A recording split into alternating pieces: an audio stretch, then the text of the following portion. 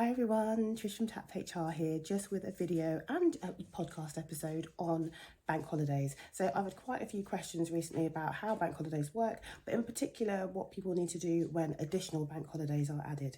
So if you're not already subscribed, make sure that you click the subscribe button below, or if you're listening via a podcast that you subscribe there too, so you don't miss out on any of our content. So in this video, what I'll cover is what bank holidays are, who's entitled to them, and what you need to do when additional bank holidays are added. And hopefully that'll give you a really good overview of bank holidays in general. So what are bank holidays? So bank holidays are public holidays which apply in the UK, the Republic of Ireland, and also the Crown dependencies, which are effectively days off that people can have. Usually there are 8 bank holidays within a calendar year. But sometimes that can fluctuate. So, for example, in 2023, so this year, we've had an additional bank holiday added for the King's coronation. And sometimes the dates on which bank holidays are on fluctuate and it can move and change. So who gets bank holidays? I'm going to demystify that myth. Bank holidays are not something that you are entitled to have or employers have to give. Employers can choose to allow people to have bank holidays off, but you don't have to give people bank holidays off. Now, there's obviously a little bit of a nuance there in that if everybody else is getting a bank holiday off, you don't want your employees necessarily to not have bank holidays off, but it kind of depends on what your organisation does. So typically on bank holidays, organisations or businesses close, but not all of them. If you're running a fast food restaurant, for example, the bank holiday might be a date where you get a hell of a lot of business and traffic coming through. But if you run an office run business and actually it's going to be quite quieter, then actually it might make more sense to have bank holidays as days that your staff can have off. So it really depends whether or not you as a business are happy to allow your staff to have bank holidays off. It is not an automatic right in the UK for people to have bank holidays. So whether or not somebody gets bank holidays, is the devil is in the detail. So you need to make sure that that's outlined within your contracts of employment. So typically within the part of the contract that covers holidays, you'll have something that covers bank holidays as well. So if you're concerned or not sure whether or not you get a bank holiday off, check your contract of employment, or if you're an employer and you're not sure where your stance is, have a look at those. And in terms of additional bank holidays, these ones are always quite interesting. So going back to what I said earlier, if people are not entitled to bank holidays with their contract of employment, it kind of doesn't really matter if an additional bank holiday is offered, what's in the contract stands.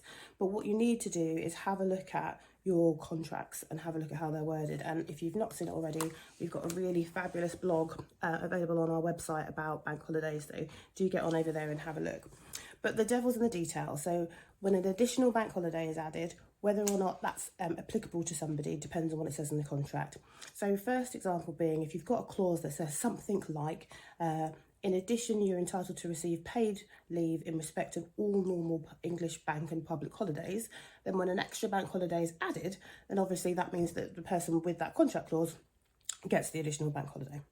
If you have a clause within the contracts that says something like you'll be entitled to 28 days holiday in each year, inclusive of public holidays and bank holidays, then technically that includes your statutory holiday as well as the 8 bank holidays. So if an additional bank holiday is added, if that's the kind of wording that you've got in your contract, then technically you don't have to give it. If you have wording that says something like you get 20 days holiday plus 8 bank holidays, a bit similar to the example that I gave previously, then you don't necessarily have to give an additional day's bank holiday. So the devil really is in the detail. It depends on how your contracts are written and how those work for your employees.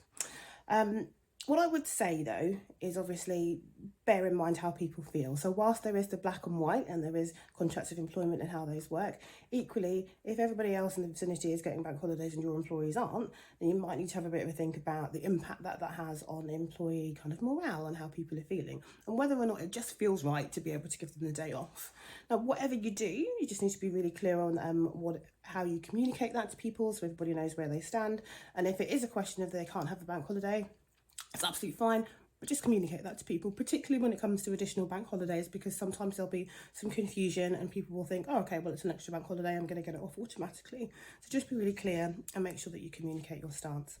So I do hope that helps. So we've covered what bank holidays are, who they apply to, and what you need to do when additional bank holidays are added. As I say, do make sure that you check the contracts of employment that you have. The devil is really in the detail, and have a look at our blog on our website about bank holidays. So that's pretty much it. Thank you for joining us. If you need any HR help, so I'll pop some links below in the comments section. Just get in contact with us. I hope you have fabulous and amazing days, and hopefully I'll see you soon.